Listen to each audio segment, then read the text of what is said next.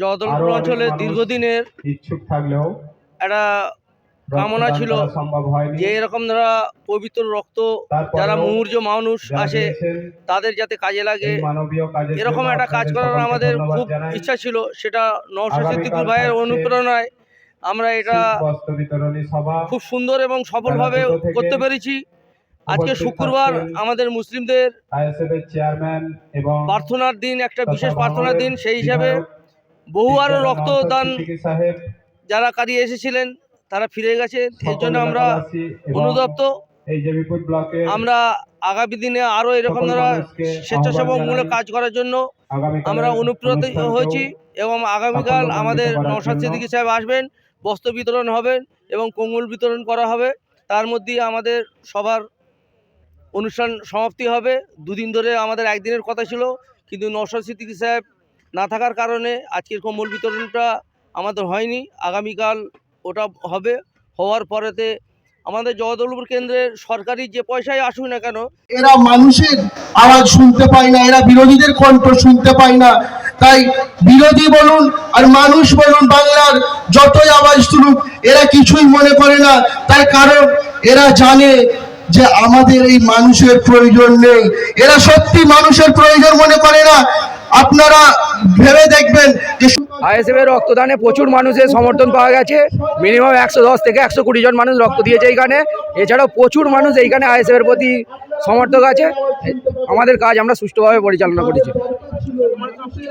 প্রায় 110 মানুষ আমাদের রক্ত দিয়েছে, এখনও দিতে চাইছে, কিন্তু সময়ের অভাবে, রক্ত কালেকশনের অভাবে এখন আমাদের প্রক্রিয়া বন্ধ রাখতে হলো।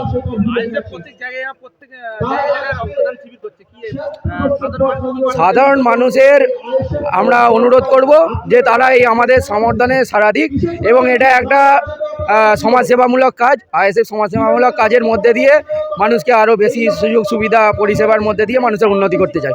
মানুষকে জীবন দিতে চাই, আমরা জীবন নিই না। রক্তদান, প্রাণদান, আমরা মানুষকে প্রাণদান করতে চাই। আমরা হানাহানির রাজনীতি করব না, আমরা শান্তির রাজনীতি করি। আমাদের আইএসএফ দলের পৃষ্ঠপোষক নওশাদ সিদ্দিকীর আদর্শে আমরা চলি। ভাইজানের একটাই বক্তব্য, আমরা শান্তিতে থাকতে চাই, মানুষের পাশে দাঁড়াতে চাই। রক্ত দিয়ে আমরা মানুষের পাশে দাঁড়াচ্ছি। 100-র বেশি রক্তদাতা অলরেডি হয়ে গেছে। আমরা ফেরত দিয়ে দিলাম, আরও 20 জনকে ফেরত দিয়ে দিলাম, কেন সময়ের অভাবে ওনারা রক্ত নিতে চাচ্ছেন না। 100 জনের বেশি অলরেডি রক্ত দিয়ে দিয়েছে। আমাদের ভাইজানের একটা নির্দেশ যে সমস্ত ওয়েস্ট বেঙ্গলের প্রত্যেকটা ব্লকে ব্লকে রক্তদান শিবির করতে হবে।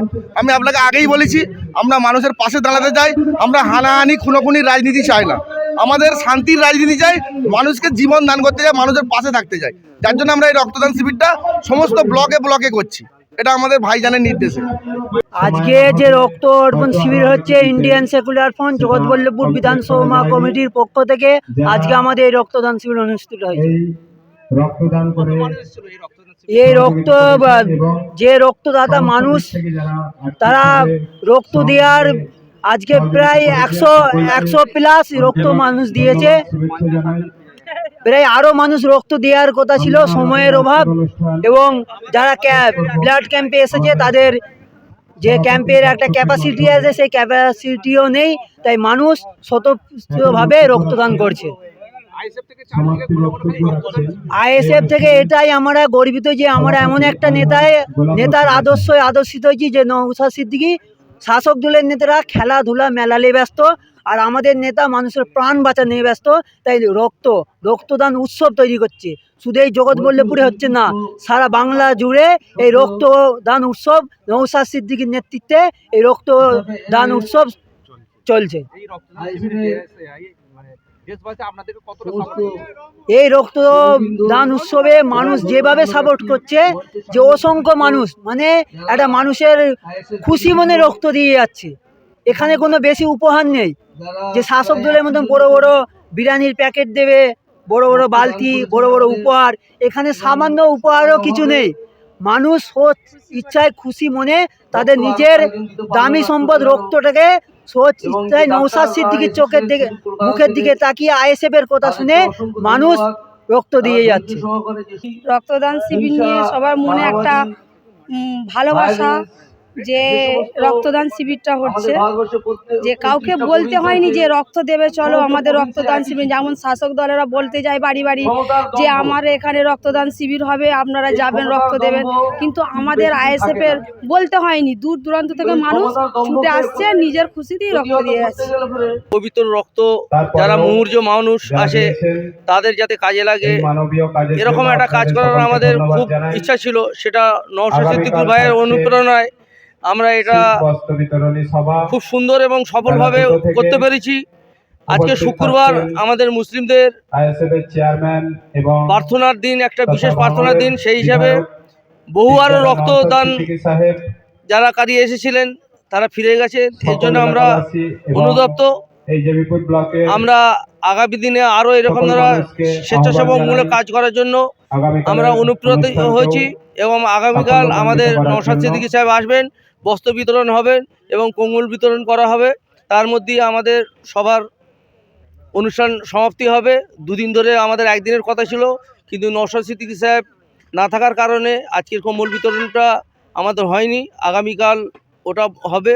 হওয়ার পরেতে আমাদের জগদলপুর কেন্দ্রের সরকারি যে পয়সায় আসুক না কেন, তারপরে আমরা কিছু যুবক আছি বা আমি এই গ্রামের সভাপতি এবং ক্যাশিয়ার, সেই হিসাবে এই গ্রামের উন্নয়ন, বিশেষ করে বাকুল গ্রামের উন্নয়ন এবং বিভিন্ন মানুষের হিন্দু মুসলিম নির্বিশেষে সকলের যে সমস্ত প্রাথমিক চিকিৎসা, প্রাথমিক তাদের প্রয়োজনগুলো, সেগুলো আমরা যথাযথভাবে দিন রাত্রি যে কোনো সময়তে আমরা সব সময়তে ঝাঁপিয়ে পড়ি। হিন্দু মুসলিম আমরা কোনো রকম দ্বারা ভেদাভেদ মানি না।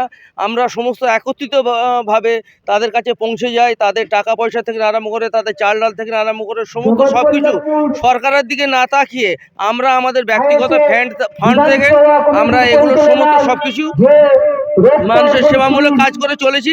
আগামী দিনে আরও বৃহৎ কাজ করার জন্য আমরা যাতে অনুপ্রাণিত হয় আমরা সকলের কাছে করব এবং পুরো পশ্চিমবাংলার কাছে আমরা আবেদন জানাচ্ছি প্রতিটা গ্রামে যাতে এরকম কিছু যুবক হয়ে ওঠে যারা গ্রামবাসীর স্বার্থে, সে ধর্মীয় স্থান হোক আর কোনো পারিবারিক ব্যক্তিগত হোক, তাদের সকলের কাছে যেন তাদের মানবিক মুখ দেখতে পায়। সে সমস্ত যারা একটু শিক্ষিত মানুষ আছে, যারা নৈতিকতা বোঝে, শিক্ষা বোঝে, মানব দরদি বোঝে, মানুষ একে অপরের জন্য, সেই হিসাবে যে ভূপেন হাজারিকার গান আছে যে দুর্বল মানুষ যদি পার হয়ে যায় নদী, ক্ষতি কি তোমার বলো হে বন্ধু, মানুষ যদি হয় না মানুষ, দানব কখনো হয় না মানুষ।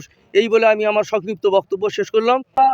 সারা বাংলা জুড়ে আইএসএফের কর্মসূচি বিগত 3 মাস ধরে কন্টিনিউ আমরা রক্তদান শিবির করছি।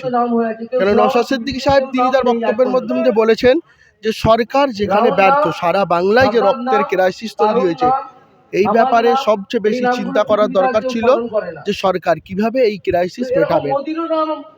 সেটা না করে সরকার তো দেখছেন খেলা মেলা ঠেলায় ব্যস্ত হয়ে আছে এবং বিরোধী দল হিসাবে প্রত্যেক দলেরও উচিত সরকার যেখানে ব্যর্থ সেই জিনিসকে ধরিয়ে দেওয়া, যে সরকার এই জায়গাটায় ব্যর্থ, সেই জিনিসটাকে সরকার যেটা করতে পারে না সেটাকে পূরণ করা বিরোধী দলের কাজ।